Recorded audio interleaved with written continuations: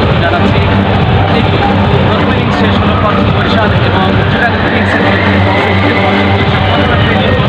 শুরু থেকেই ব্যাটিং বিপর্যয় চিটাগাং কিংসের এবং সেই ব্যাটিং বিপর্যয় থেকে বেরিয়ে আসার চেষ্টা করেছে পারভেজ হোসেন ইমন। শেষ দিকে এসে আরও কিছু টাপাটাপ উইকেট 5 উইকেট লাভ করেছে প্রথম বরিশালের মোহাম্মদ আলী, যার কারণে 150 রানে খেলে যেতে হয়েছে। বিগ ম্যাচ, নিঃসন্দেহে বিগ ম্যাচ পারফেক্ট বলে একটা কথা আছে, কারণ কোয়ালিফায়ারের মতো বিগ ম্যাচে যারা জয়লাভ করবে তারাই কিন্তু চলে যাবে এবারের বিপিএলের ফাইনালে। আমার সঙ্গে রয়েছেন আহমেদ পারভেজ, ধারাভাষ্যকার এবং মোহাম্মদ কামরুজ্জামান। আপনাদের দুজনকে স্বাগত জানাচ্ছি। হাই ভোল্টেজ এই ম্যাচটাকে ফার্স্ট ইনিংসে পারভেজ আপনি কীভাবে দেখছেন? আমার কাছে মনে হয় কম্পিটিটিভ টোটাল এবং 130-40-এর উপরে যখন রানটা চলেছে আমার মনে হয় যে কোনো ধরনের লেভেলের নক আউট গেমে এটা একটা ভালো টোটাল হতে পারে। তবে একটা যে ব্যাপারগুলো সবচেয়ে ভালো লেগেছে যেটা কিন্তু রংপুরের মতো তারা বসে যায়নি। 32-34 রানের মতো যখন 4 উইকেট পড়ে গেছে ভারতের ভিতরে, সেখান থেকে কিন্তু একটা ভালো পার্টনারশিপ করেছে এবং দুজন চ্যাম্পিয়ন ক্রিকেটার রয়েছে। ভারতের সামনে একজন ওয়ার্ল্ড কাপ টিমের দুই সহোদর তারা কিন্তু ম্যাচ করেছেন এবং শামীম পাটোয়ারি পারভেজ ইমন দুই ধরনের নক খেলেছেন। একজন অ্যাঙ্কর বল থেকে 34 বল থেকে 40, শামীম পাটোয়ারি 31 বল থেকে 79। দুর্দান্ত একটা পার্টনারশিপ ছিল এবং মূলত এই দুজনের উপর ভর করে এরকম একটা রান তারা করতে পেরেছে। কামরুজ্জামান, 150 রানের যে টার্গেটটা এর আগে আমরা দেখলাম একটা লো স্কোরিং ম্যাচ, বিশেষ করে এলিমিনেটর যে ম্যাচটা ছিল সেখানে খুব সহজেই কিন্তু খুলনা টাইগার্স জয়লাভ করেছে। এই ম্যাচে আমরা ভাবছিলাম যে সে ধরনের একটা লো স্কোরিং হয় কিনা, কিন্তু আমার মনে হয় যে এই রান নিয়ে কিন্তু ফাইট দেওয়া যায়। এই তো গতকালকে তার আগের দিনে কিন্তু এই প্রথম বরিশাল চ্যাম্পিয়ন্স দলকে এই কিংস কিন্তু পরাজিত করবে।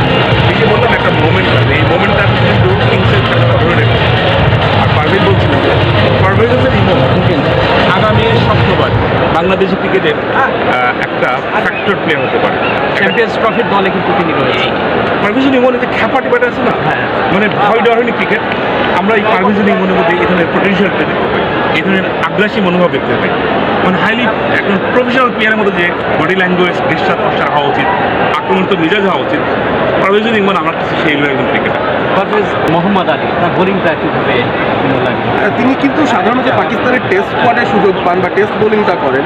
আজকে যে ধরনের বল করেছেন তিনি প্রুভ করে দিয়েছেন যে আসলে গতি দিয়ে আপনার প্রতিপক্ষকে পরাজিত করার দরকার নেই। যে একটা ওভারে তিনি 4টা উইকেট নিলেন, 4টাই নিয়েছেন লেগ লেফট, মানে একটা back of the hand square delivery দিয়ে, এবং সেটাতেই তিনি তার বিচক্ষণতা দেখালেন যে হোয়াইট বল ক্রিকেটেও যে তিনি বোলিং করতে পারেন এবং ডেথ ওভার যে ভালো বল করতে পারেন সেটার একটা প্রমাণ দেখালেন এবং একটা সারপ্রাইজ ফ্যাক্টর হিসেবে এসেছিলেন। আজকের ম্যাচের আগ পর্যন্ত চৌধুরী মোহাম্মদ আলীর নাম বলছিল না, কিন্তু আজকে কিন্তু তিনিই ফ্যাক্টর হয়ে গেলেন। এবারে বিপিএলের থার্ড একজন ক্রিকেটার যিনি 5 উইকেট নিয়েছেন এক ইনিংসে এবং তার ক্যারিয়ার সেরা বোলিংটা আজকে দিয়েছে। দারুণ বোলিং এবং আমার মনে হয় যে শেষ বা ডেথ ওভারে মোহাম্মদ আলী যে ধরনের বল করেছেন, উইকেট পেয়েছেন, সেই জায়গায় কিন্তু পিছিয়ে গেছে এবং এটাই হতে পারে একটা টার্নিং পয়েন্ট। যেমন আপনার কি তাই মনে হয়? আমার মনে হয় যে মোহাম্মদ আলী যত না ক্রেডিট দেবো, আমি একটু শামীম পাটোয়ারির একটু দোষ দেখতে পাচ্ছি। শামীম পাটোয়ারির বোঝা উচিত ছিল যে আমি লাস্ট ব্যাটসম্যান, আমি কি ব্যাটার এবং এখানে আমাকে সিট অ্যাঙ্গেল প্লে করতে হবে। 20 ওভার পর্যন্ত আমি ইনিংসে টেনে নিয়ে যাবো। ক্যালকুলেটিভ রিস্ক ব্যাট কথা হয়েছে, আপনি খেলেন কিন্তু আপনার উইকেটে ধরে খেলার দরকার ছিল। যখনই উইন্ডোটা এই যে বড় একটা ব্রিজ তৈরি